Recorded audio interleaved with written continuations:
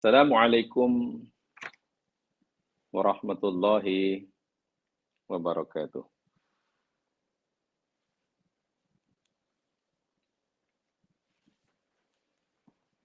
Innal hamdalillah nahmaduhu wa nasta'inuhu wa natubu ilaihi wa nastaghfiruh.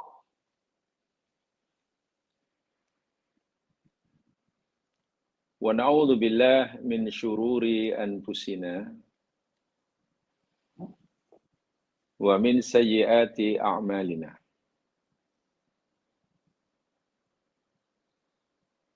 May yahdihillahu fala mudhillalah wa may yudlil fala hadiyalah.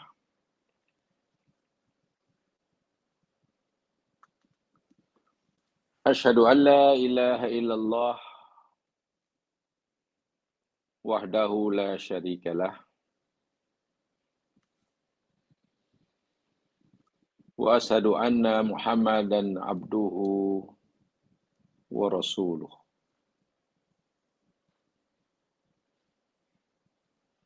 Allahumma salli ala Muhammad wa ala ali Muhammad.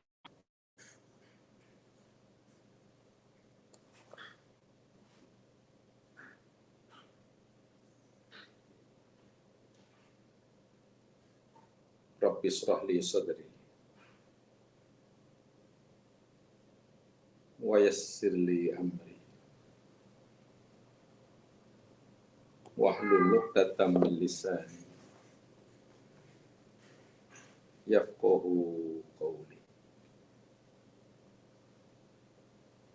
Amin.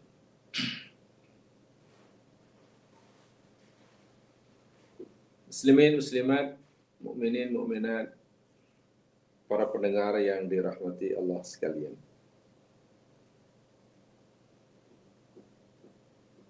Insyaallah kita akan teruskan seri kajian kita terhadap ayat-ayat yang memberikan kita garis panduan untuk kita memahami, menilai arti kehidupan sebagaimana yang Allah kehendaki.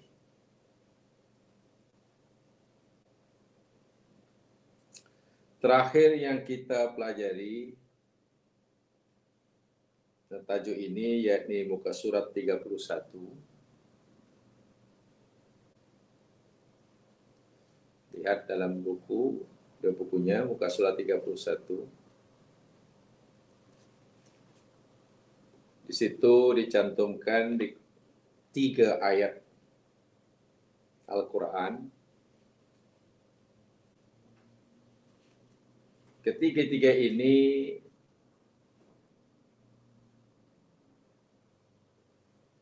kita jadikan panduan untuk memahami bagaimana semestinya kita menjalani hidup di dunia, bagaimana semestinya kita memandang, menilai kehidupan dunia dan kehidupan akhirat.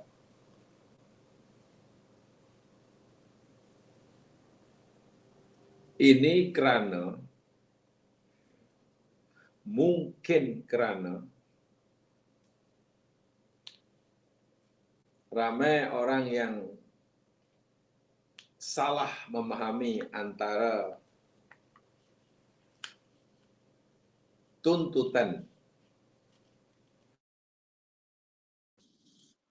kepada kita untuk mencari bekalan akhirat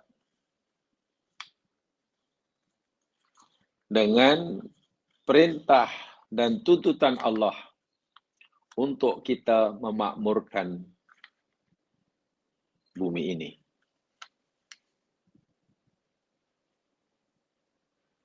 Kesalahpahaman seseorang tentang anjuran dan perintah Allah banyak sekali dalam Al-Quran hadis Nabi. Untuk kita mengutamakan akhirat daripada dunia, jika perkara ini tidak dicermati dengan secermat-cermatnya, seseorang mungkin akan berfikir begini.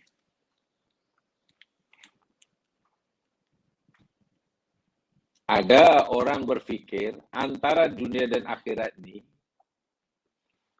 dua perkara yang berlawanan. Dunia lain, akhirat lain. Berlawanan. Bukan sekadar berbeza, tapi juga perlu dipertentangkan. Ibaratnya timur dan barat. Dunia dan akhirat ini macam timur dan barat. Bila orang semakin bergerak mendekat ke timur, bermakna ia makin menjauh dari barat. Pun begitu sebaliknya. Bila semakin ke barat, bermakna semakin jauh daripada timur. Tidak mungkin orang ingin mendekat ke arah timur, melainkan pasti ia semakin jauh daripada barat. Jadi ada orang yang melihat dunia dan akhirat itu seperti itu. Jika kamu inginkan akhirat, mutan akhirat, kamu mesti tinggalkan dunia lah. Jauh-jauh lah. Mana mungkin ingin dekat dengan akhirat, tapi dekat juga dengan dunia. Logik kan? Seakan-akan logik. Berfikir seperti itu. Ada yang lain mungkin lebih lebih sederhana. Ya bukan begitulah. Antara akhirat, dunia dan akhirat ini mesti sama lah. Lalu dia bagi angka matematik, ya 50-50 lah katanya. 50-50. 50-50, dunia 50, akhirat 50, barulah ngam. Seiring sejalan. Nampaknya logik juga boleh diterima. Iya ya, sebab kita hidup di sini, ya kena dapat di sini lah. Jadi 50-50 lah. Yang lain kata tak setuju. Mana boleh 50-50? Ya mesti lebihkan akhirat lah. Akhirat 75, dunia 25. Yang sekalian, mungkin ketiga-tiga kesimpulan daripada cara berfikir sesetengah orang seperti itu, bila kita cermati kepada ayat-ayat Al-Quran, rupanya tidak betul. Kita tidak boleh melihat dunia dan akhirat seperti yang saya katakan tadi. Tidak boleh. Ini saya tambahkan ya untuk tiga ayat ini, nanti kita akan lihat semuanya. Saya pernah menyatakan setakat apa yang saya ketahui lah hingga hari ini. Bahasa mudah. Allah menciptakan dunia dan dunia bagi kita, dan Allah menciptakan dunia akhirat pun untuk kita. Itu satu. Untuk kita, manusia. Allah ciptakan kehidupan dunia untuk kita. Allah ciptakan dunia akhirat pun untuk kita. Kita ini maksud saya manusia lah. Sama ada yang beriman ataupun yang kufur. Dan yang kedua, antara kehidupan dunia dan kehidupan akhirat ini memang dua perkara yang berbeza. Memang berbeza. Tetapi perbezaan antara kedua-duanya, dunia lain, akhirat lain, benar antara dunia dan akhirat itu berbeda. Tetapi, ini yang perlu kita paham betul. Tetapi tidak boleh dipisahkan.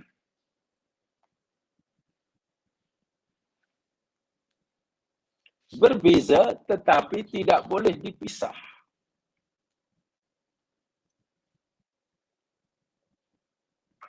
Ya, Imran?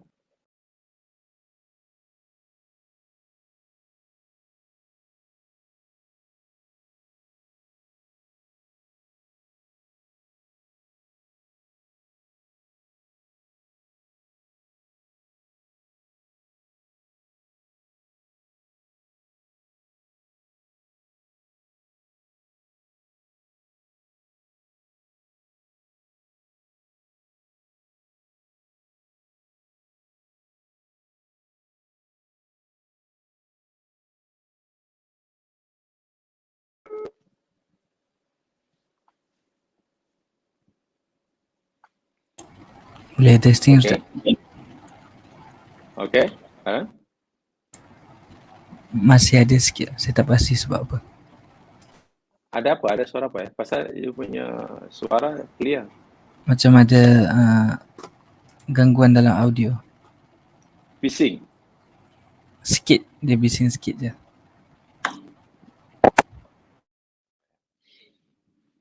Ini tak ada masalah. Okey, baik Ustaz. Baik, insyaAllah dia punya gangguan dia sikit je. Tak apa, insyaAllah. Ustaz boleh teruskan. Atau refresh? Tak payah? Rasanya tak perlu ke Ustaz. Tak perlu ya. Okey. Terpaksa kita tak boleh dapat respon segera daripada jamaah ni, susah. Tak apalah, saya cuba tanyakan. Jamaah sekalian, boleh dengar suara saya dengan elok kan? Dengan clear kan? Tolong boleh, tolong bagi respon dalam chat itu mungkin. Dalam chat. Baik, saya ulangi lagi sekali jamaah sekalian. Antara dunia dan akhirat ini, ya, dua perkara yang berbeza. Memang ada perbezaan.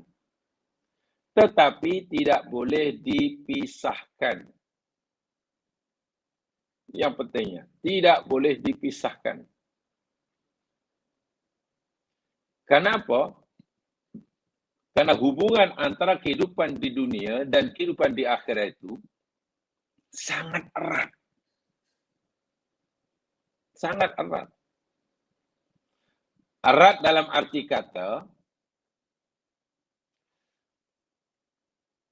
untuk mendapatkan kehidupan yang baik di akhirat. Atau orang akan mendapatkan kehidupan yang tak baik di akhirat. Itu melalui perbuatan orang itu di sini. Di dunia. Akibat akhirat itu boleh dikatakan sebagai akibat. Asbabnya yakni di sini. Asbabnya di sini. Bila orang melakukan asbab yang baik di sini, nanti akibatnya di akhirat pun baik. Bila ia melakukan asbab yang tak baik di sini, maka akibatnya pun buruk nanti di akhirat.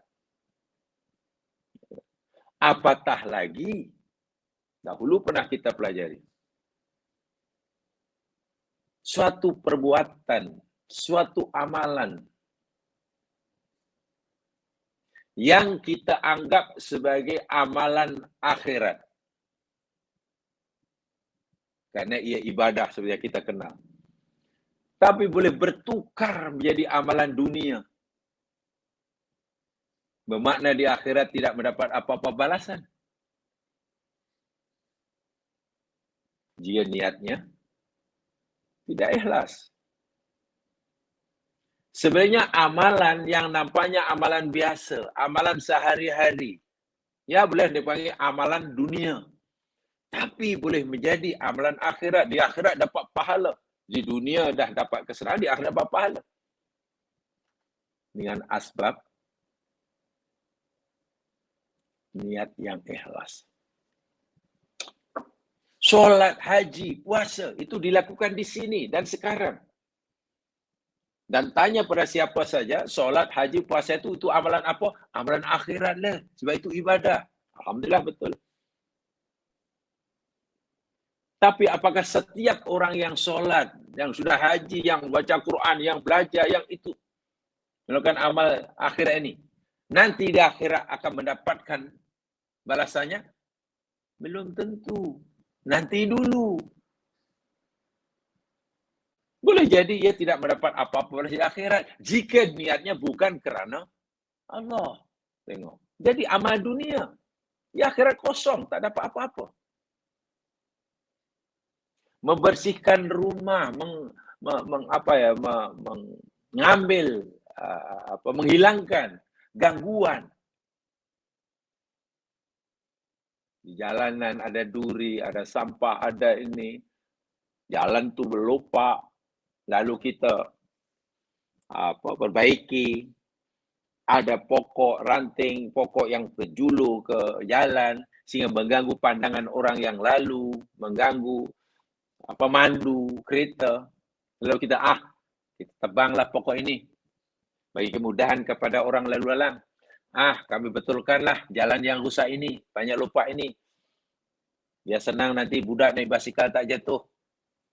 Malam ini nampaknya gelap, kami pasang lampu. Itu kan amalan dunia. Dari segi zahir itu amalan dunia. Dunia dalam arti kata bukan ritual lah. Ya, dunia lah, tebang pokok, ratakan jalan, bersihkan longkang. Tetapi jika ia lakukan kerana Allah suruh kita melakukan kebaikan dan memberi manfaat pada orang lain, sehingga Nabi pun bersabda, khairun nas anfa'uhum linnas, manusia yang paling baik, yakni manusia yang paling banyak memberi manfaat, hasil kerja usaha orang tadi, tebang ranting, bersihkan jalan, cuci longkang, banyak manfaat yang dibeli orang lain. Dilakukan pula kerana agama Islam yang dia belum menyuruhnya. So, niatnya kerana Allah. Pahala di akhirat. Di dunia orang jadi senang, lalu orang jadi senang, jalan jadi terang, tak takut terjatuh kerana jalannya elok. Tak banjir bila hujan karena paritnya dalam dan lebar. Di dunia dapat manfaat, di akhirat dapat pahala. Sementara yang solat, yang puasa tadi, di akhirat malah tak dapat apa-apa. Apa sebab? Niatnya bukan karena Allah. Jadi tengok, kalau itu macam mana nak melihat amalan itu dunia atau akhirat? Kalau kita lihat dari segi zahir, senang. Yang solat itu amalan akhirat. Yang tebang ranting, yang menjulur ke jalan itu amalan dunia. Itu syariatnya. Kalau gitu kita kena rajin solat sajalah. Tak payahlah. Longkang tersubat, biar je deh. Lampu gelap gulita, jalan gelap gulita, biar je deh. Jalan lopak. Apalah. Apakah begitu? Masya Allah. Sehingga bila kita lakukan kedua-duanya, imam membersihkan jalan, membersihkan parit supaya air senang, tak buang sampah merata-rata, menebang pokok, ranting yang julur ke jalan, tak menghalang orang, atau kita berpuasa, atau kita zikir, bila kedua-duanya dilakukan semata kerana Allah. Karena Allah menyuruhnya. Coba, kalau begitu mana amalan dunia, mana amalan akhirat? Sudah tidak ada, karena kedua-duanya akan menjadi amalan akhirat. Sebenarnya, buatlah amalan ritual sebanyak-banyaknya. Yang kita anggap sebagai amalan akhirat. Lalu kita melakukannya tidak ikhlas, sama ada kena riya, kita batalkan dengan sum'ah, atau batal kena ujub. Apa kita masih yakin itu amalan akhirat dan orang itu akan dapat pahala besar di akhirat? Tidak. Nabi kata tak. Tak ada pahala. Kalau ia puasa pun 2% hanya lapor dan dahaga. Wa'iyadzubillah, tu'madzubillah. Tapi dia itu solat. Solat itu kan amalan akhirat. Quran kata tak, dia celaka dia. Fawilul musallin. Tengok. Kalau setiap orang yang solat itu jamaah sekalian, yang kita anggap alam akhirat dan dapat pahala, kenapa ada ayat yang berbunyi fawailul musallin? Alladzina hum an salatihim sahun. Dan surah alladzina hum yura'un. So orang yang solat mungkin dari segi syariat, dari segi hukum fiqh, solatnya sah. Ada takbiratul ikhram, rukuknya betul, iktidanya Masya Allah. Hingga salam, tak ada cacat cela. Kalau dia bagi markah dari aspek syariah, betul. Tak ada salah. Kalau tak salah, solatnya sah. Kenapa dia celaka? Allah kata, Fawilu celaka itu orang. Solat, tapi celaka. Maknanya solatnya tidak ada nilai akhirat. Walaupun solat itu mungkin disebut sebagai amalan akhirat. Apa sebabnya? Quran sini bagi tahu. Alladzina hum an salatihim sahun, walladzina hum yura'un. Riya. Jadi kalau kita berfikirnya seperti ini jamaah sekalian, rupa macam tidak ada amalan dunia ini, melainkan semuanya akhirat. Caranya kita melihatnya seperti ini. Tapi kalau kita melihatnya tak seperti itu, wah yang ini akhirat, seperti kena buat banyak-banyak. Nanti akhir dapat pahala. Belum tentu. Dia kan ada syaratnya untuk diterima. Ini amalan dunia, you tak payahlah. Kenapa you kerja rajin-rajin cari rezeki?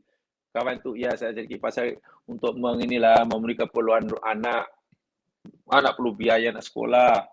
Orang rumah perlu biaya nak perubatan kerana dia sakit. Kami belum punya rumah. Kami belum punya rumah. Susah rasanya kalau tidak punya rumah.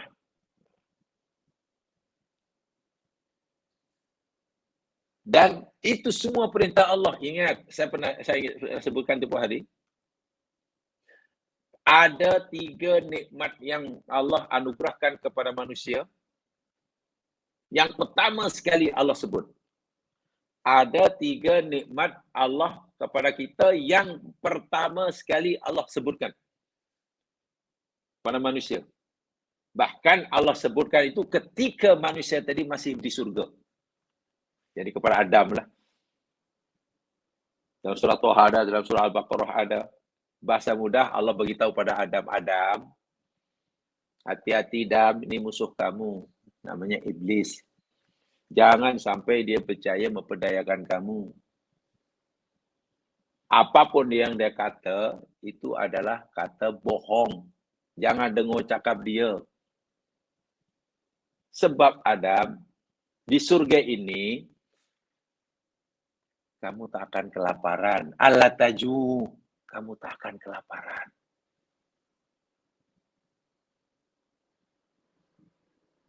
La tazma, engkau tak akan dahaga. La ta'ra, engkau tak akan telanjang. Maknanya makan, minum cukup, pakaian cukup dalam di surga ini. Wala tadha, dan engkau tidak akan kepanasan karena tempat tinggal dah ada, tengok. Makanan, minuman, pakaian, tempat tinggal. Itu Allah sebutkan itu di surga. Nanti bila iblis berjaya menyesatkan kamu, memperdaya kamu, kamu keluar daripada tempat ini ke bumi, kamu susah dan fatashqa. Kau akan susah. Tashqa bahasa kasarnya celaka. Maknanya apa? Bila kamu nanti turun ke bumi, ketiga-tiga ini aku tak lagi bagi kepada kamu percuma tanpa usaha. Kamu tetap memerlukan 3 ini. Makanan, minuman, pakaian, tempat tinggal. Kamu tetap memerlukannya. Tetapi, kalau di surga ini aku berikan percuma kamu tanpa perlu kamu mencarinya, nanti bila kamu dah di dunia, kamu kena kerja rajin, bersungguh-sungguh untuk mendapatkannya. Disebut tu waktu tu belum sebut solat, belum sebut puasa. Sehingga daripada awal-awal lagi, ketika Adam masih di surga, sudah ada isyarat bahwa manusia itu Bahwa Allah Subhanahu Wa Taala itu perintahkan pada manusia untuk bekerja. Satu di antara tugasnya ini bekerja. Bekerja jangan diartikan hanya sekadar mencari sesuap nasi ya, bukan. Memakmurkan bumi dalam bahasa Arab dipanggil istikhlaf. Dan itu perintah Allah. Besar dosa kamu, wahai manusia. Bila kamu mengabaikan, mensia-siakan keperluan hidup orang yang di bawah jagaanmu. Makan, minum tak cukup, pendidikan tak cukup, tempat tinggal tak ada, serba kekurangan. Sedangkan kamu ketua rumah tangga. Mereka tak cukup kerana kemalasan kamu. Cukup besar dosamu. Tengok. Bila orang malas sehingga tidak mampu mencukupi keperluan rumah tangga, itu berdosa. Maknanya bila ia bekerja rajin sehingga terpenuhi segala keperluan, dia dapat pahala dan itu ibadah. Apakah itu dinamakan kerja dunia? Nah inilah masalahnya. Orang melihat dunia dan akhirat itu hanya saat itu bagiannya. Kalau bekerja itu dunia, kalau sembahyang itu akhirat. Ya susahlah. Bukan begitu cara menilainya. Bekerja rajin bagi memenuhi keperluan hidup dengan cara halal, itu ibadah. Banyak hadis-hadisnya. Jemaah sekalian, akibat salah paham terhadap hubungan dunia dan akhirat. Bila Allah suruh kita mengutamakan akhirat, bila Allah sering membenci hayat dunia. Ingat ya, saya telah jelaskan jangan salah faham. Saya minta sangat jangan salah faham dengan pengertian ad-dunya. Ad-dunya bukan benda, saya ulangi, ad-dunya bukan benda. Bukan barang, ad-dunya bukan kebun, bukan rumah. Ad-dunya itu kata sifat, isim sifat mu'annas, ad-dunya. Sama dengan al-husna, al-kubro. Lalazitata yang telah kita pelajari surah Al-Hadid itulah. Mudah-mudahan itu menjadi panduan kalau kita bicara. Karena orang salah paham melihat antara kehidupan dunia dan akhirat di jamaah sekalian, maka dalam hal ini, ya manusia menjadi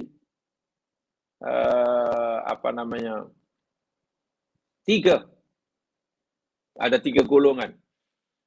Satu, man ja'ala himmahu lid-dunya wa qasara nadharu 'alaiha wa ka'annahu mukhalladun fiha.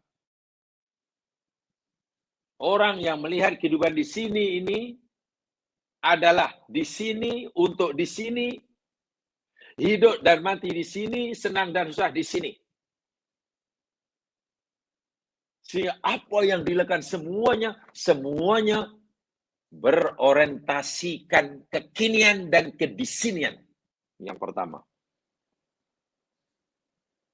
Kan dia tidak percaya akhirat. Ini curang paling ekstrim kan. Ini ekstrim, tapi ekstrim salah. Apa yang difikirkan, apa yang semua berorientasikan kekinian. Kalau pekerja, jadi orientasinya jadi hanya untuk sekarang dan di sini. Yang penting saya dapat, yang saya punya, yang penting senang. Bahkan minta maaf, sekali lagi minta maaf. Bila ia katalah pergi haji sekalipun, karena dia orang Muslim pergi haji, amal ibadah rukun Islam, pergi haji pun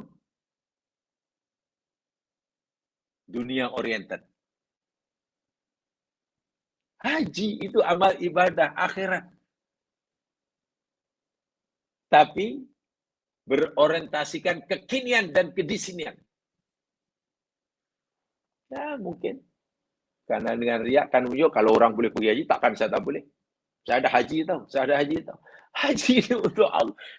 Bila semuanya hanya untuk di sini jamaah sekalian, orientasinya kekinian dan kedisinian, sama ada bekerja ke, solat ke, bantu orang tua ke, tolong orang ke, tanam pokok ke, ya itu betul-betul semata-mata kehidupan dunia, semata-mata itu. Di akhirat orang tak dapat apa-apa. Tak dapat pahala daripada jerih payahnya bekerja bagi menyara kehidupan. Tak dapat pahala sekalipun di akhirat daripada pergi orang alik ke Makkah, pergi umrah, jika semua itu dunia oriented. Maknanya bukan karena Allah lah. Ya, mungkin terbatal karena riaknya. Mungkin terbatal karena sum'ahnya. Mungkin terhapus karena wujudnya.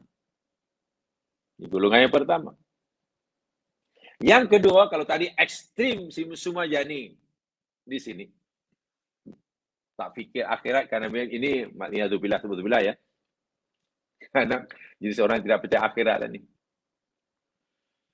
Dan golongan yang kedua berkaitan dengan pandangan dunia dan akhirat ini. In sarafa ilal akhirah wa anqata'a di dunya wa ahliha. Ini ekstrim juga. Karena dunia itu menurut pandangan dia, menurut fahaman dia terhadap apa yang Allah kata, tercela, mesti tinggalkan, memperdaya, menipu, dan sebagainya. Dan yang paling utama adalah akhirat, akhirnya ia tinggalkan apa yang ada di sini. Semua yang ada di sini dijauhkan. Jadi hanya tumpukan. In qata'a anid dunya wa ahliha. Ia telah memutuskan hubungannya dengan dunia dan isinya. Taruhkan dunia, tinggal apa yang ada di sini. Tak kisah mau ada rumah kata ada rumah. Ekonomi dikuasai oleh orang kafir. Banyak properti dikuasai orang kafir. Kemajuan orang kafir. Banyak itu untuk dunia dia. Saya tak fikir itu. Yang penting saya khusyuk solat dan sudah. Pada zaman Nabi ada orang yang hendak seperti itu, Nabi larang. Siangnya mau solat, siangnya mau puasa, malamnya mau qiyam saja. Dan dia tak mau kahwin. Putuslah. Dipanggil memutuskan dunia. Yang mungkin setengah orang memahami ini zuhud. Tapi alhamdulillah saya yakin semua sudah faham benar apa makna sebenar zuhud.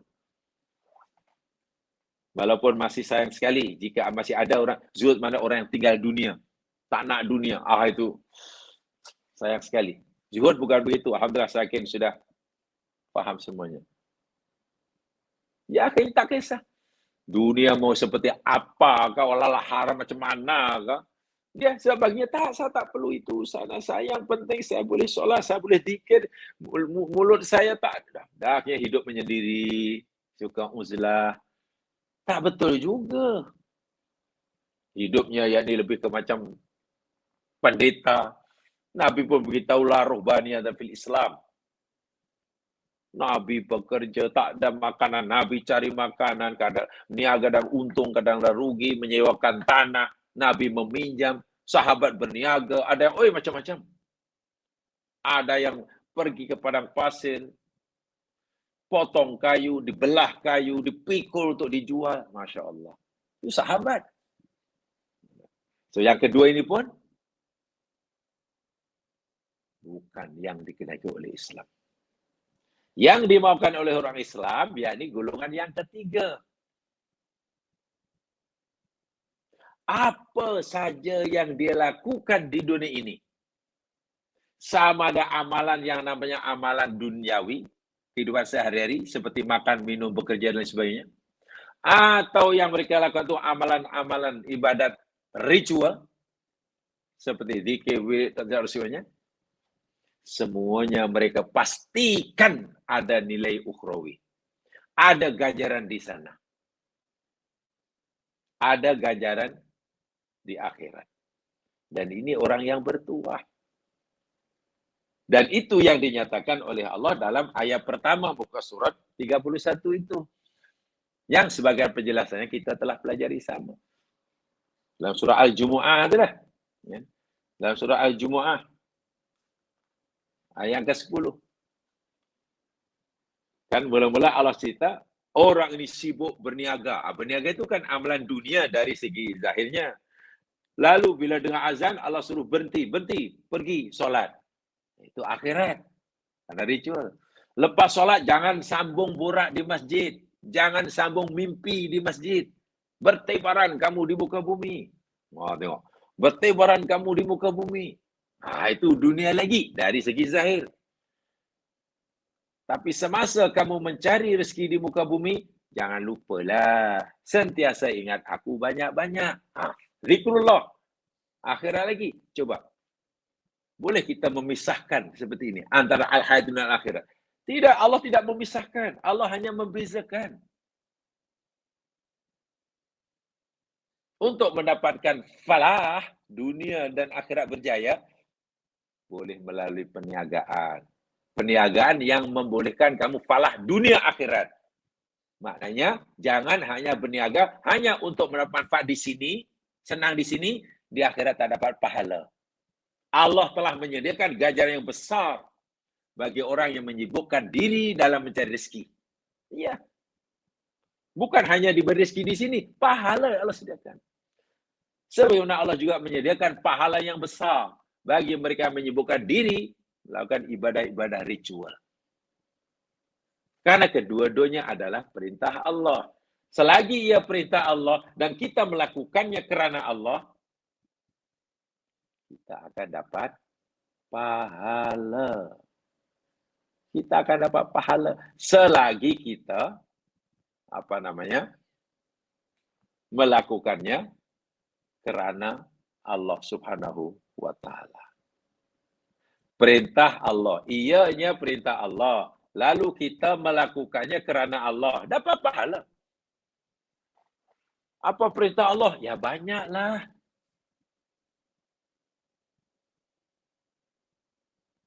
Setiap hari kan saya, baru semalam saya nyatakannya. Berkumpul suami istri itu pun ibadah. Coba.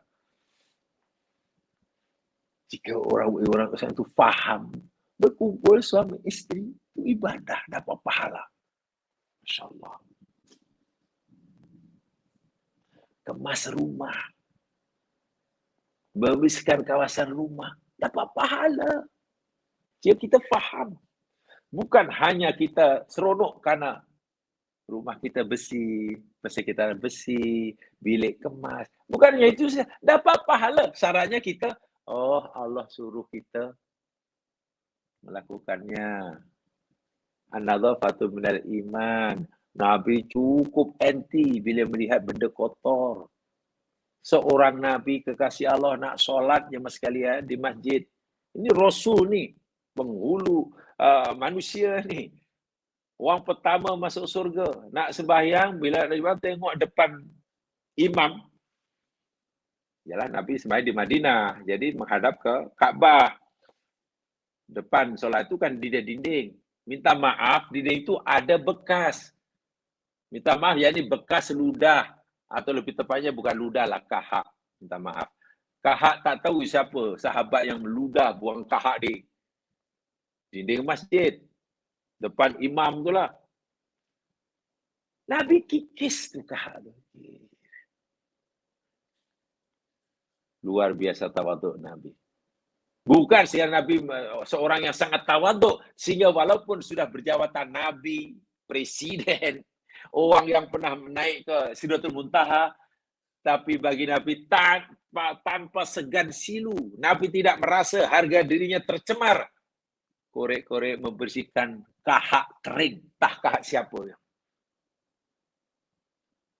Kalaulah kekasih Allah melakukan, apakah kerja mengikis, menghilangkan kesan kahak itu benda yang remeh?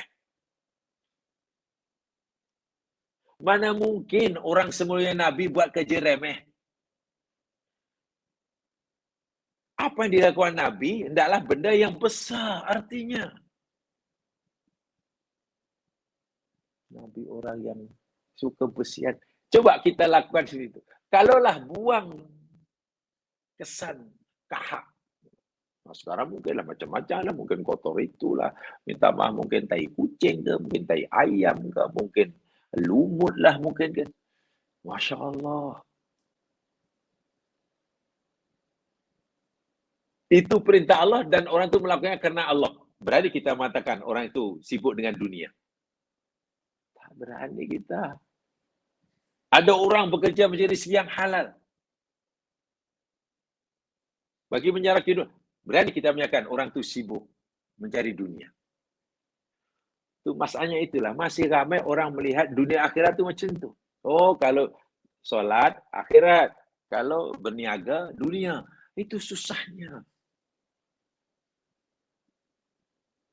Memang salah orang yang rajin mencari rezeki, tapi cuai dalam ibadah ritual. Salah.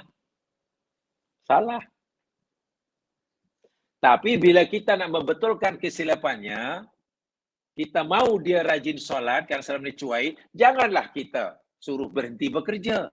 Itu juga tak betul. Dahlah kamu ni berhenti bekerja lah, solatlah. Sekarang akhirnya tukar.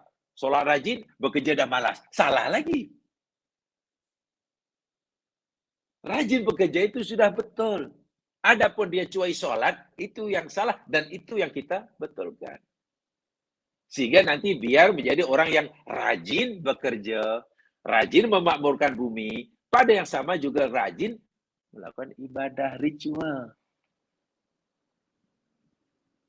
Orang yang rajin melakukan ibadah-ibadah ritual, amalan-amalan yang nama akhirat, tapi malas memakmurkan bumi, juga salah.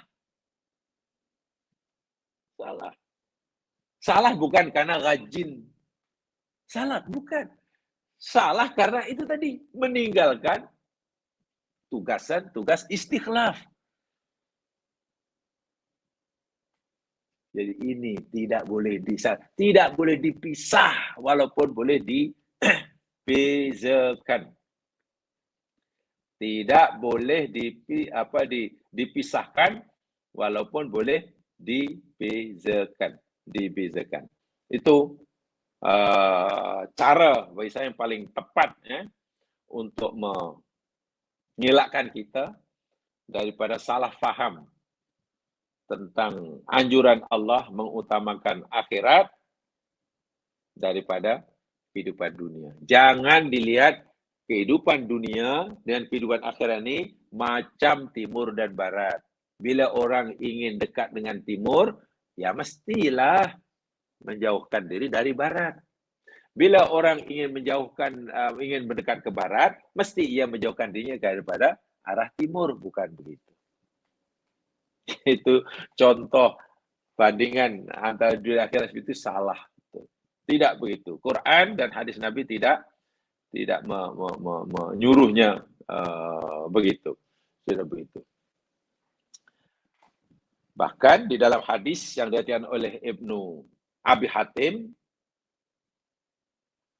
daripada Iraq bin Malik, beliau berkata, kana idza sholal Jumu'ah,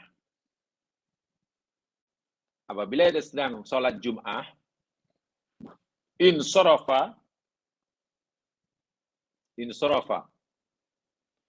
Iraq bin Malik bersurai ya. Habis solat Jum'ah bersurai.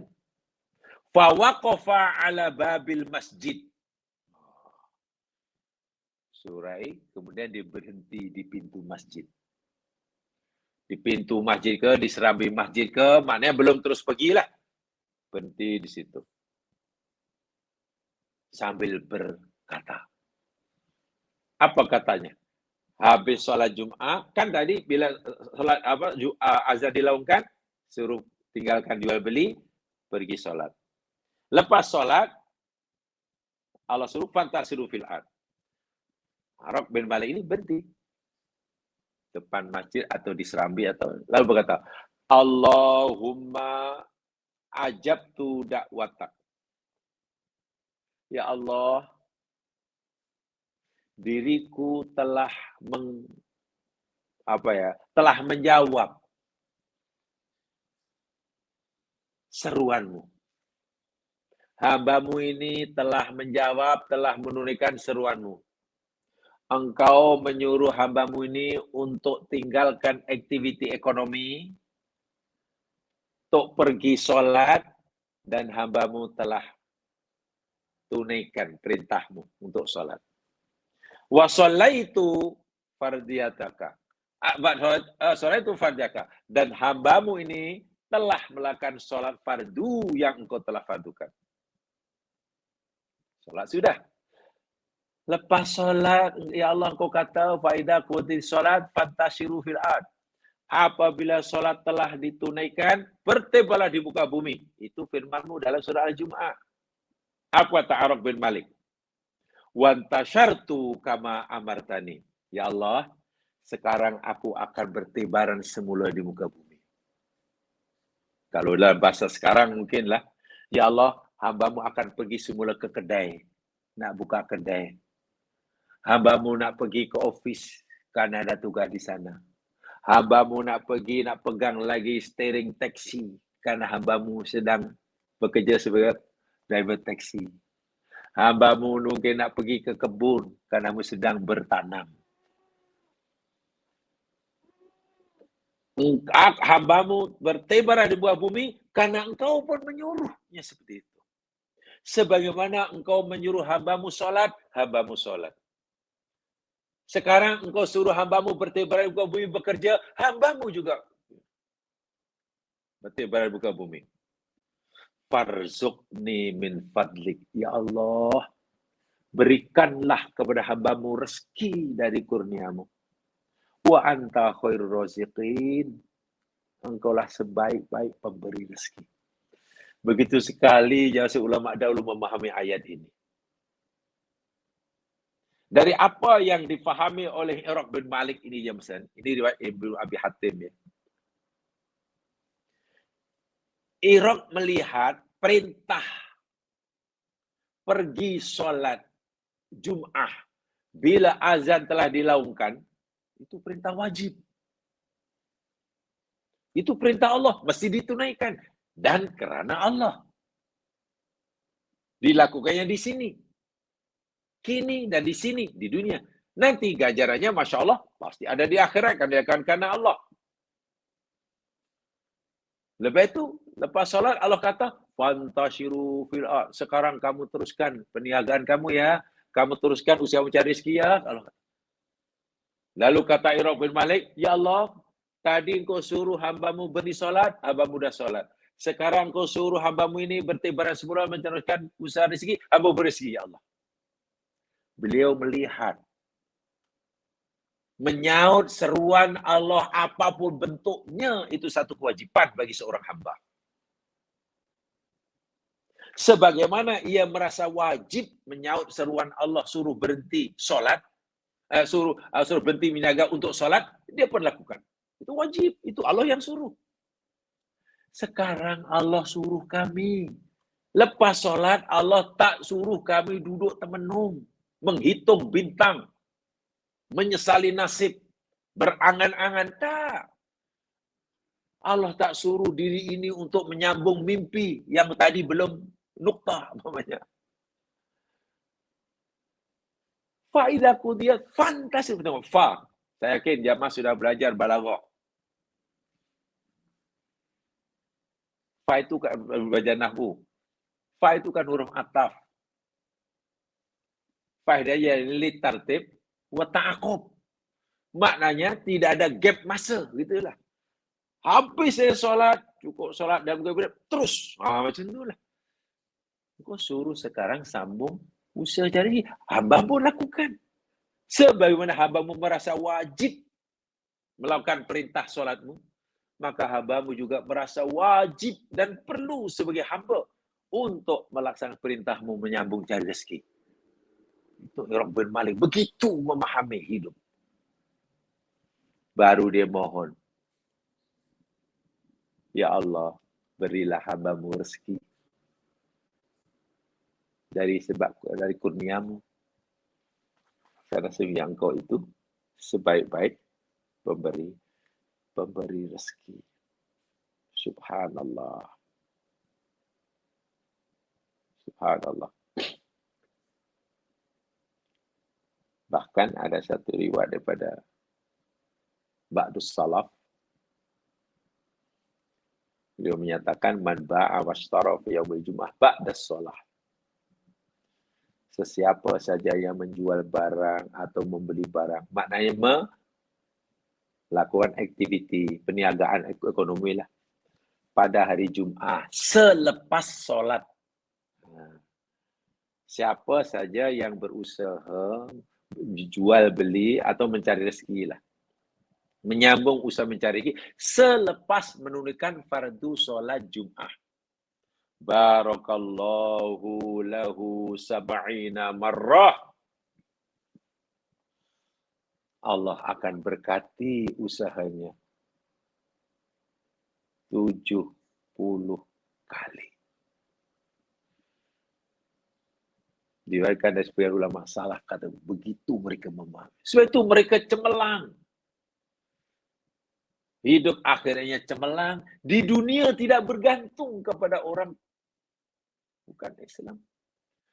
Baru berapa tahun orang mukmin hijrah ke Madinah, Muslim di Madinah. Baru berapa tahun Nabi mendirikan negara Islam di Madinah. Hanya dalam beberapa tahun ya mas sekalian. Tak sampai 1 dekad waktu itu. Nabi sudah mampu merdeka, berdikari. Umat Islam di Madinah sudah mampu berdikari, berdiri di atas kaki sendiri. Dari segi ekonomi. Tidak lagi bergantung kepada orang Yahudi yang menguasai ekonomi. Dari segi pemerintahan kekuasaannya, dari segi ilmu, dari segi bla bla bla. Ya, karena mereka tahu bahwa perintah Allah dan bila dia akan dapat pahala bukan hanya duduk di masjid. Sebab itu yang Abdul bin Auf tengok sampai ke Madinah. Lalu Nabi saudarkan dengan orang Madinah. Kaya ini orang. Orang ini menawarkan, Rahman, karena engkau telah disaudarkan oleh Rasulullah dengan kami dan kami ini punya harta yang banyak. Tak apalah, aku bagilah sebagian hartaku untuk kamu supaya kamu senang di Madinah. Apa Abdul bin Auf? Terima kasih saudaraku. Bukan aku menolak pemberian kamu. Tapi kalau kamu tidak keberatan, tunjukkan kepadaku. Di mana ya pasar Madinah ini? Di Madinah ini ada pasar tak? Ada tempat tak untuk berniaga, atau untuk apa? Ya kalau dalam bahasa modern, di tempat baru ini sana tak boleh tak tunjuk aku. Di mana ya pasar bursa saham? Biasa. Ya dengan senang hati. Oh kalau saya itu satu kan sana. Tapi masih dikuasai oleh Yahudi. Tak apa. Tengok tu. Bukan maknanya Abdul bin Auf ini mata duitan, harta benda, bukan. Dia tahu itu perintah Allah dan tahu itu bukan. Al-hayatu dunia dipahami oleh setengah orang. Ia akan menjadi bekalan ke akhirat. Dan banyak sekali lah yang sekalian. Banyak sekali ayat yang berkaitan yang sebenarnya hadis-hadis yang berkaitan seperti ini. Jadi saya ulangi, antara dunia, kehidupan dunia maksudnya, dan kehidupan akhirat memang dua hal yang berbeza. Tetapi tidak boleh dipisahkan. Maksud tidak boleh dipisahkan secara ringkas begini. Apabila kita melakukan kerja-kerja, amal-amal yang nampaknya itu amalan duniawi, pastikan bahwa kita bukan sekadar mendapatkan manfaatnya di sini, tapi kita juga mendapatkan ganjaran di akhirat. Bekerja, berniaga, itu kan kita akan mendapatkan manfaat di sini, untung banyak. Bila untung, ya kita jadi senang hidup kita, itu manfaat di sini. Tapi jangan hanya puas dengan manfaat ini, pastikan usaha perniagaan kita itu membolehkan kita dapat pahala yang besar di akhirat. Orang yang berniaga ni dapat pahala di akhirat. Ya, siapa kata? Dalam Al-Quran bahkan ada ayat yang memuji ahli perniagaan. Tengok. Saya tunjukkan jemaah sekalian. Di dalam Al-Quran ada ayat Allah yang memuji peniaga-peniaga. Usahawan-usahawan. Ya? Usahawan-usahawan. Usaha peniaga yang usahawan, bisnismen yang macam mana? Coba jemaah lihat. Dalam surah An-Nur ayat 37.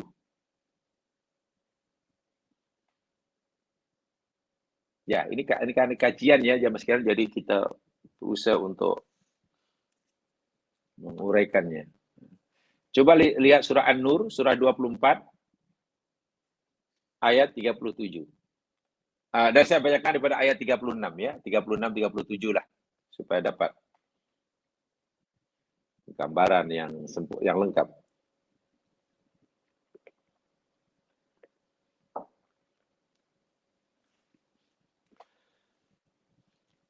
Dalam ayat 36, ini surah An-Nur ya. Nur itu cahaya. Cahaya Allah. Allah punya sifat An-Nur. Nur. Nur itu sifat Allah.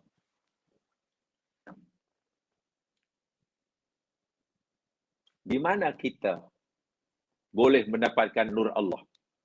Sehingga hidup kita ni ada cahaya, mata ada cahaya sehingga hanya melihat, hanya nampak yang baik, telinga ada cahaya sehingga hanya mendengar yang baik, hati bercahaya sehingga menerima yang baik. Macam itulah.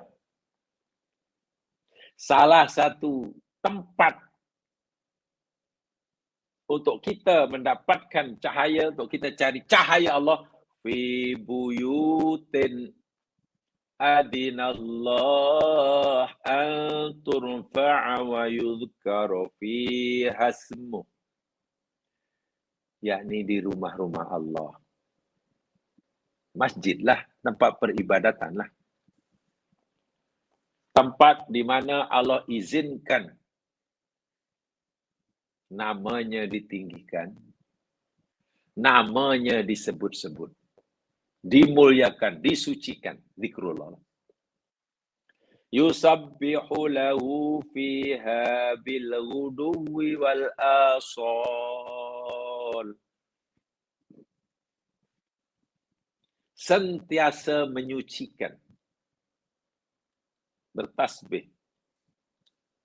Baginya, kerananya, untuknya, ya Allah. Fiha, di dalam rumah-rumah Allah tersebut. Bila?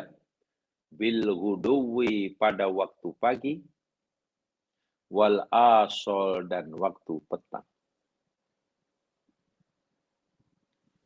Di dalam masjid situ, di masjid tadi, sentiasa disucikan nama-nama Allah pada waktu pagi dan petang.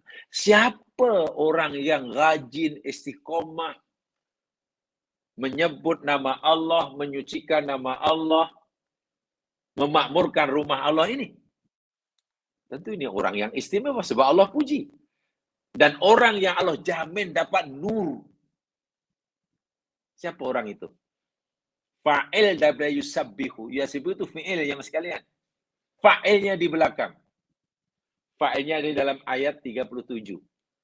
Oh, orang yang Allah jamin dapat nur, yang mencarinya di masjid, rajin menyucikan Allah, rajin zikir, ya dalam bahasa yang mudah, kuat ibadah ritualnya, gitu kan? Siapa orang-orang ini? Ada ini tok guru. Oh, bukan rupanya. Atau mungkin ustadun asatidah, bukan. Syekh juga bukan. Imam, bukan. Ya iyalah, kalau Pak Imam memanglah rumahnya banyak di masjid. Tok guru saya memang lebih banyak di masjid berzikirnya. Tapi orang yang Allah jamin akan dapat nur, yang dipuji oleh Allah, disukai oleh Allah karena rajin menghidupkan rumah Allah, rupa-rupanya bukan mereka yang bergelar asatidah, yang bergelar masyayikh, yang bergelar imam atau tok guru atau pak kiai atau buya, bukan. Siapa dia? Rijalun, lelaki. La tulhihim tijarah, para usahawan. Lelaki di sini usahawan ya Mas Kiran ya. Usahawan. Peniaga. Businessman. Konglomerat. Ahli korporat. Taikun. Tapi besarnya jaringan perniagaannya, kesibukan mereka menguruskan perniagaannya mencari yang halal ini, la tulhihim tijarah wala bai'un an dzikrillah.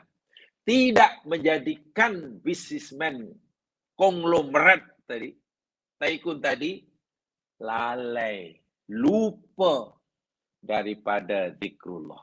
Masya Allah. Dia orang yang sibuk. Sibuk sungguh menguruskan jaringan perniagaan yang tidak kecil. Tetapi kesibukan yang dahsyat itu tidaklah melalaikan mereka daripada terus mengingati Allah. Keinginan mereka untuk mendapatkan keuntungan besar sangat tinggi. Tapi keinginan mereka untuk mendapatkan keuntungan yang tinggi, yang besar ini tidaklah membuat mata mereka kabur sehingga peringatan Allah dilanggarnya. Maksudnya begitu. Ini haram. Ya tak mau buatlah. Walaupun memberi pulangan yang besar. Seorang usahawan pastilah ingin untung banyak. Seorang pencari rezeki pastilah ingin untung besar. Tapi kesibukannya dalam dunia perniagaan tidak menyebabkan ia lalai daripada zikrullah. Itu Allah kata, ada di masjid bila aku suruh pergi solat. Hayya ala solat. Ada pula di situ. Bila aku kata qumil laila illa qalila, bangunlah malam, qiyamul lail. Ada pula di masjid. Jadi macam mana ya orang macam ni? Solatnya hebat, ritualnya hebat. Wah, orang ni paling sibuk ni. Ini kan bukan menguruskan kedai teh tarik. Jaringan perniagaannya Allahu Akbar. Terbang sana, terbang sini, urusan ada. Pekerjanya bukan 100-200 orang. Tapi Masya Allah, dalam kegigihan, kesungguhannya, kesibukannya mengurus perniagaannya, dia tidak lalai akan rumah Allah. Tidak lalai akan zikrullah. Sama ada maksud zikrullah itu sentiasa ingat Allah, atau dia maknanya peringatan Allah. Maknanya dalam perniagaan ini dan ada peringatan Allah. Ini boleh kamu lakukan, ini tak boleh, ini fikir dulu, ini hak kamu, ini bukan hak kamu. Jadi tidak melanggar syariat Islam. Dan tidak lalai kesibukannya dalam usaha tadi, tidak melalaikan dia daripada iqamus shalah. Insyaallah. Solatnya sejak tepat waktu. Tidak cuai. Itu makna yang biasa. Solatnya tepat waktu, tidak cuai. Itu makna biasa. Makna yang lebih dalam, kesibukannya. Mengurus perniagaan, tidak melupakannya daripada mendirikan solat. Sebab dia tahu, solat itu Allah wajibkan. Satu di antara rahsianya yang Quran disebut, aqimis sholata lidzikri. Dirikan solat supaya kamu sentiasa ingat aku. Jadi walaupun dia rajin, sibuk dalam perniagaan, ia tetap ingat Allah. Itu maknanya sentiasa dirikan solat. Karena solat bukan hanya perlu Allahu Akbar, Assalamualaikum, selesai. Tidak. Ada matlamat yang perlu dicapai. Apa dia? Lidzikri, kata Allah. Ada yang lain apa? Solat bukan sekadar yang penting Allahu Akbar hingga Assalamualaikum, selesai. Tidak. Solat, kata Allah, tanha anil fahsya wal munkar. Solat itu boleh mencegah seseorang daripada buat fahsya dan munkar. Walaupun dia sibuk dalam perniagaan, berhadapan dengan pelbagai gelagat manusia. Terpaksa berhadapan dengan berbagai peraturan yang ada yang halal, ada yang haram, ada yang riba, tetap saja ia menahan dirinya dan tak mau terjebak dalam melakukan perkara yang mungkar. Ini mungkar nih, tak boleh nih. Saya tahu memanglah kalau aku lakukan ini untungnya besar, tapi mungkar. Saya tanahlah, saya tanah. solatnya benar-benar punya pengaruh yang besar dalam kesibukannya berniaga. Wa ita'iz zakah, semakin banyak untungnya, semakin kaya, semakin tinggi jabatannya. Subhanallah.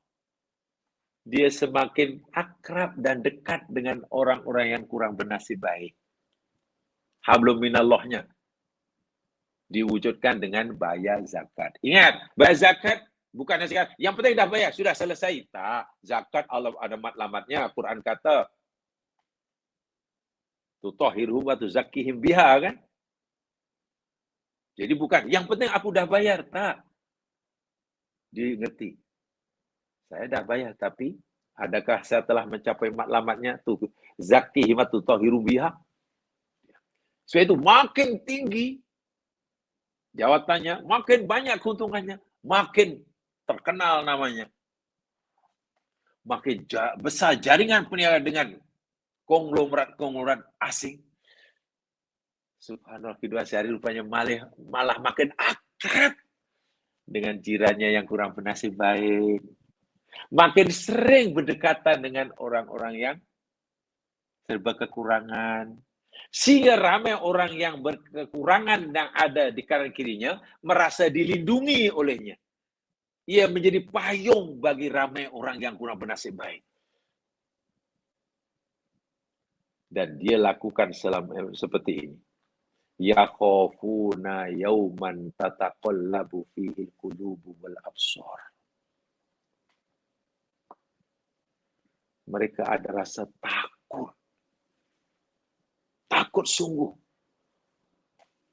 akan satu hari di mana pada hari itu keadaan hati manusia, pandangan manusia berbalik-balik.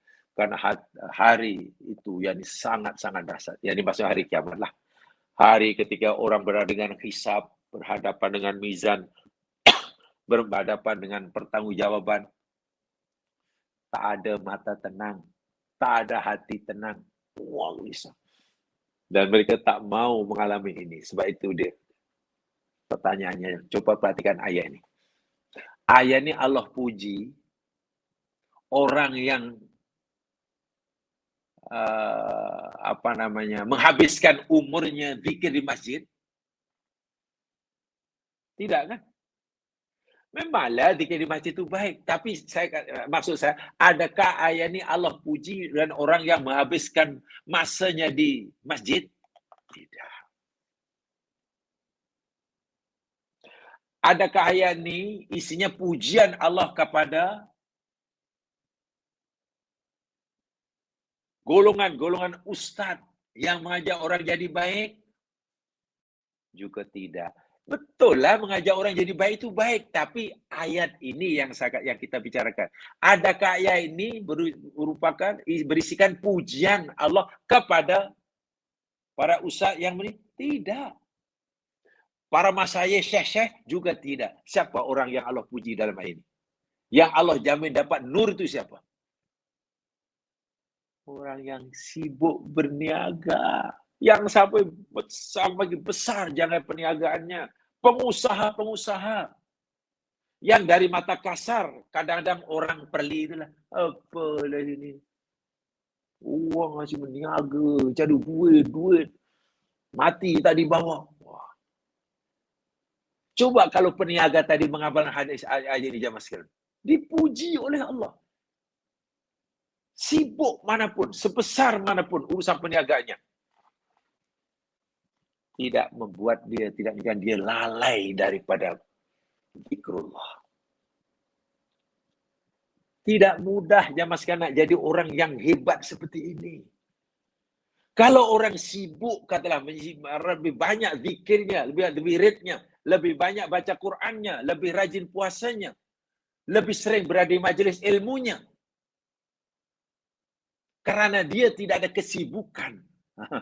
Minta maaf, karena dia tidak punya kesibukan yang lain kecuali itu, Mas. Ya itu biasalah. Baik tapi biasa. Apa tidak boleh kalau kita umpamanya dah banyak masa kita rajin baca? Boleh, bahkan bagus. Jangan salah faham. Apa tak boleh kalau kita punya banyak masa, kemudian kita lebih banyak berada di majlis-majlis usrah? Boleh, itu bagus. Tapi dalam konteks ayat ini, yang Allah puji ini bukan orang yang rajin melakukan ibadah ritual, rajin di majlis-majlis zikir, di majlis semua, kerana tak ada kesibukan. Bukan itu yang Allah puji. Itu baik, tapi dalam ayat ini tidak memuji orang yang seperti itu. Ya Allah puji ini orang yang sibuk dalam dunia perniagaan. Yang semasa berniaga tetap mengambil kira peringatan Allah. Dan tidak melalaikan tanggung jawabnya sebagai hamba kepada Allah. Sebab itu rajin meramaikan masjid. Di masjid ada. Heran sungguh ya, orang ni wahnya sibuk. Ofisnya tu jauh lebih mewah daripada surau yang dia solat. Tapi kenapa ya? Malam aja mesti surau. Yalah, malam kan dah tak di ofis. Minta maaf lainlah kalau orang ni sibuk sesibuk-sibuknya. Tapi di masjid tak ada. Malam tak ada, siang tak ada, Ramadan tak ada. Habis macam mana? Yalah, siang sibuk. Habis malamnya minta maaf. Saya minta maaf ya. Yang minta maaf tidak kena benda yang hidup apa yang mati. Karena siangnya sibuk, tasnya itu malamnya di padang golf. Malamnya di padang golf.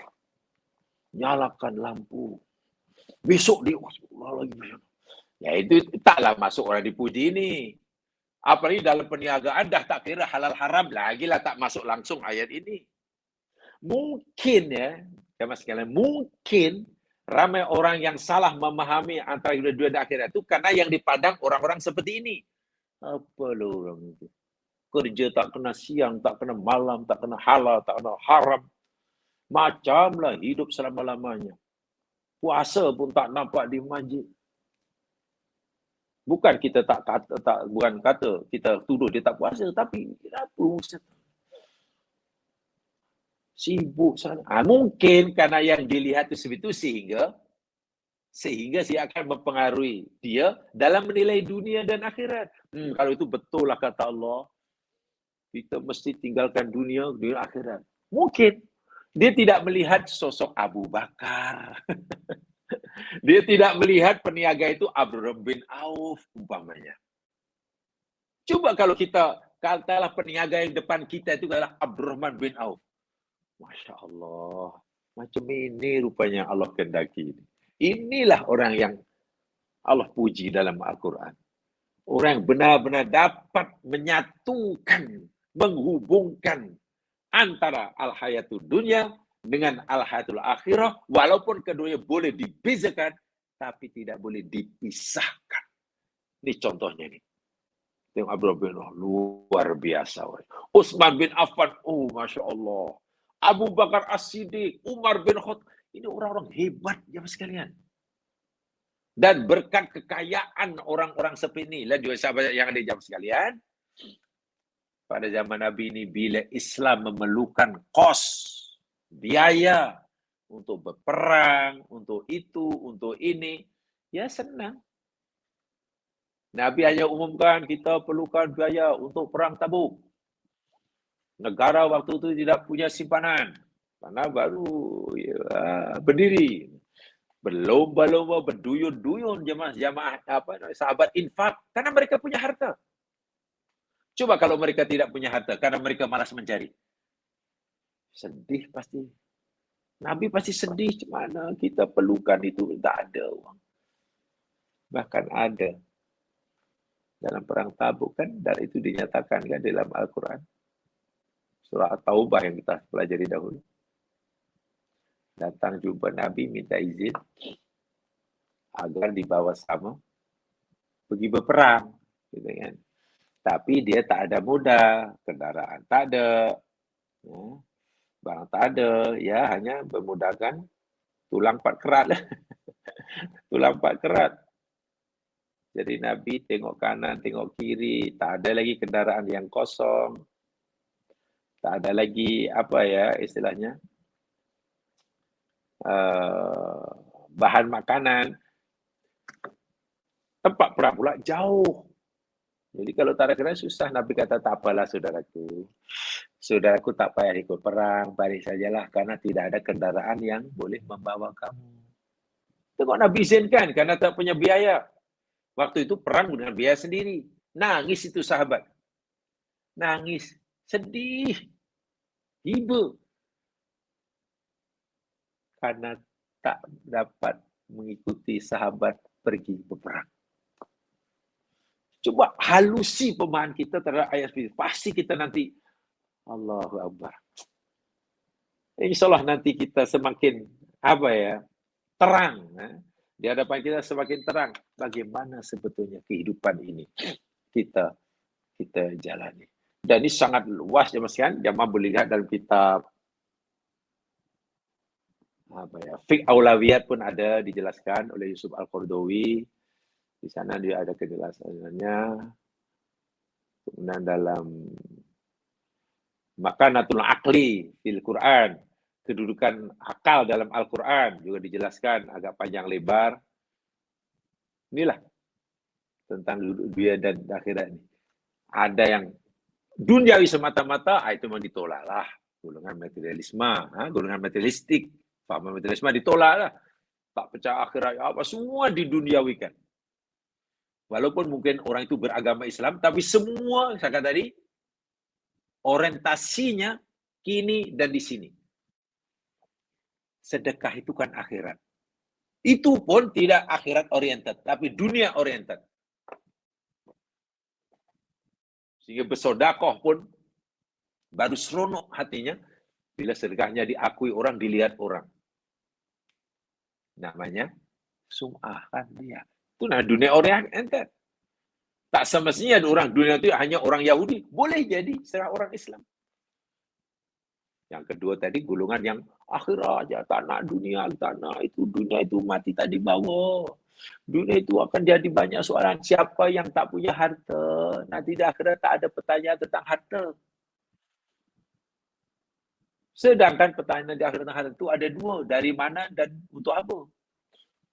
Kalau harta kamu banyak, nanti pertanyaan banyak.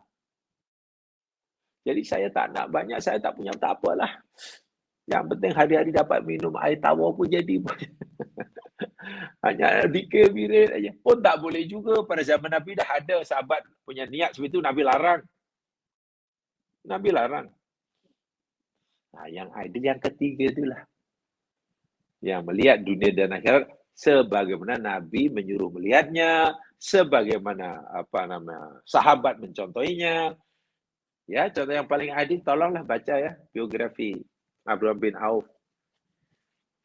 Sahabat Nabi yang terkenal kaya itulah. Walaupun sahabat Nabi yang kaya bukan Abdurrahman bin Auf seorang ya. Tapi yang paling menonjolkan beliau semasa di Makkah, semasa pindah ke Madinah. Pindah ke Madinah. Dan dapat pujian nih. Contoh dalam surah An-Nur tadi, itu pujian Allah pada orang suci. Dan sekarang ramai mungkin ya Mas Yan. Ahli-ahli korporat, konglomerat, peniaga, yang rajin bekerja siang malam pagi petang. Tetapi sesibuk manapun, dia tidak lupa Allah. Tidak lupa tauhid pada Allah. Tidak lupa rumah Allah. Ini yang ideal. Kalau dia rajin karena tak ada kesibukan, itu belum ideal. So, orang macam ini, macam mana kita katakan dunia? Tu peniaga tu cari dunia. Macam ke dunia Allah pun puji. Allah pun memujinya, jemaah sekalian. Macam mana kita kata ia sebagai dunia? Baik. Jemaah sekalian, saya menyampaikan lagi satu hadis berkaitan ini. Hadis sahih riwayat Bukhari Muslim. Ya. Di sini tidak ada. Dalam buku ini tidak ada. Saya hanya ingin menambah pengetahuan kita, lalu nanti kita jangan berfikirkan, ini dunia ke ini akhirat. Gitu. Sebab tadi kan dunia akhirat mesti ini memanglah berbeza, tapi maksudnya adakah karena ia berbeza kita mesti pisahkan? Bukankah walau berbeza kita tak boleh pisahkan? Itu yang ideal. Anas bin Malik radhiyallahu anhu pernah berkata, Nabi SAW pernah bersabda. Kata Nabi, "Ma min muslimin yagrisu gharsan aw yasnu zar'an." Tidak ada seorang muslim pun yang menanam tanaman, yang bercocok tanam lah. Tidak ada seorang muslim, ingat ya disebut muslim. Muslim mukmin, mana yakin akan Allah lah. Yang sedang menanam pokok, tanam benih. Tak kira lah, petik ke, pisang ke, rambutan ke, mangga ke, apa aja lah. Padi ke. Fayakulu minhu tayrun.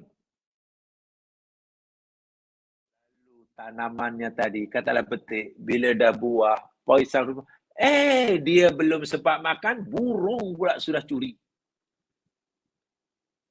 Burung makan buah tadi. Tupai makan. Yang kita yang menanam belum memetiknya. Karena sudah makan dia burung, makan dia tupai. Au bahimah, atau mungkin binatang manalah, mungkin binatang buas ke, musang ke, apa ke. Kalau kita melihat dari sudut ekonomi, kalau kita melihat semata-mata dunia oriental, pasti kita kecewa, kita sia-sia aku, penat aku tanam. Tak merasa langsung hasilnya. Tupai punya pasal, burung punya pasal, musang punya pasal. Kita pasti akan rasa itu sia-sia, penat aku. Itu bila kita berfikir dunia oriented. Apalagi yang kita lakukan itu memang amalan dunia. Kawan pun kata tu, kasihan awak ya. Awak ada pernah menanam itu, nanti dah buah, tinggal belum masa untuk menaik. Rupanya semua dicuri, dia tupai. Kasihan awak ya, sia-sia ya. Berbulan awak pun pernah tak ada. Kawan kita. Dia pun sama rupanya, bekerja itu hanya lihat dari sudut dunia. Itu yang saya kata, orientasinya kekinian dan kedisinian. Itu namanya dunia. Tapi coba kalau kita melihat, mengambil kira apa sabda Nabi. Kita ubah cara berpikirnya. Sebab Nabi kata, siapa saja orang mukmin yang menanam pokok, menanam tumbuhan atau apa sajalah, lalu berbuah dan buahnya dimakan binatang lain, burung ke, tupai ke apa macam. Illa kana lahu bihi sadaqah. Allahu Akbar. Melainkan yang dimakan di burung, dicuri, di tupai. Ya, saya tak kata tupai curi ya, dimakan di tupai lah. Sehingga kita tak kebagian apa-apa. Tapi itu bukan sia-sia. Kerja kamu bukan sia-sia. Walaupun kamu merasa sia-sia karena kamu tak dapat menikmati hasilnya, tak, itu adalah sedekah kamu. Itu dianggap sedekah oleh Allah sebagai sedekah kamu. Kamu memang tidak niat sedekah. Tengok. Apakah orang tiada niat sedekah? Saya nak tanamlah pisang ni contoh lah, nanti biar dimakan di burung. Lainlah dia niat sedekah. Ini tidak. Untuk keperluan sendiri-sendiri. Untuk dijual mungkin kalau dia pekebun. Karena itu sumber penghidupan dia. Dicuri binatang. Tak, kamu tidak merugi. Kamu dapat sedekah. Dan sedekah itu pahala, ibadah di akhirat dapat. Coba, kalau itu orang menanam pokok tadi itu dunia atau akhirat? Kalau keadaannya seperti itu. Yalah, itu dunia lah. Elok dia wirid daripada tanam masih tanam makan tupai aja. Tidak, ya mas sekalian. Teruskan tanam, niatkan karena Allah. Nanti bila Allah tetapkan itu rezeki kita, kita akan makan. Bila Allah takkan itu rezeki bagi tupai, ya biar tupai. Dan kita tidak rugi. Betul kita kehilangan petik tadi. Kita kehilangan fisiknya. Tapi nilainya itu sedekah. Allah sendiri akan menentukan ganjarannya. Orang boleh dapat pahala sedekah di akhirat. Yang tentu pahala di akhirat bukan kecil, bukan remeh-remeh. Bukan temeh-temeh. Kerana pisangnya dimakan di monyet. Dan masa di dunia pisang itu dimakan di monyet pun tak tahu sama sekali. Tak tahu sama sekali. Karena tak tahu tak merasa rugi lah. pergi ke dusun durian pagi-pagi nak kutip, oi berapa dah dapat satu bonet kereta. Sujud syukur kepada Allah Subhanahu Wa Taala. Walhal yang satu bonet lagi sebenarnya sudah dicuri orang malam tadi. Dia tak tahu durian dicuri. Apakah itu sia-sia? Tidak, itu sedekah, Nabi kata. Nanti ada balasannya di akhirat. Tengok, dia tidak merasa kerugian apa-apa, tidak merasa kehilangan apa-apa, tiba-tiba di akhirat dapat ganjaran. Itu amalan duniakah atau amalan akhirat? Ya, kalau kita jawab dari segi akhirnya, yaitu tanam pokok durian itu dunia lah. Tapi coba, kalau tiba dicuri orang dan kita tak tahu, itu dia ada pahala di akhirat. Itu jadi amalan akhirat. Itu yang saya kata, dunia akhirat ini tak boleh dipisahkan. Dan banyak lagi ayat seperti ini, jemaah sekalian. Sangat banyak. Sebenarnya saya katakan saya memang sangat minat ayat-ayat seperti ini dan juga ayat kauniyah memang sangat minat saya untuk menguraikannya berdasarkan apa yang difahami oleh para ulama. Masih banyak sebetulnya. Ini insya-Allah ada kesempatan kita sambung semula karena 3 ayat ini maksudnya lebih kurang sama nanti poinnya. Sebab yang kita sama bukan tafsirnya ya. Hanya perkara yang ada kaitan dengan arti kehidupan. Mudah-mudahan diberkati oleh Allah Subhanahu Wa Taala. Yang daripada Allah jua, silap kelemahan sendiri. Subhanakallahumma bihamdika, asyhadu an la ilaha illa anta, astaghfiruka wa atubu ilaik. A'udzu billahi minasyaitonir rajim. Innal insana fi khusr illa alladziina aamanu wa shalihat tawassaw bil haqq wa tawassaw bis sabr. Assalamualaikum warahmatullahi wabarakatuh.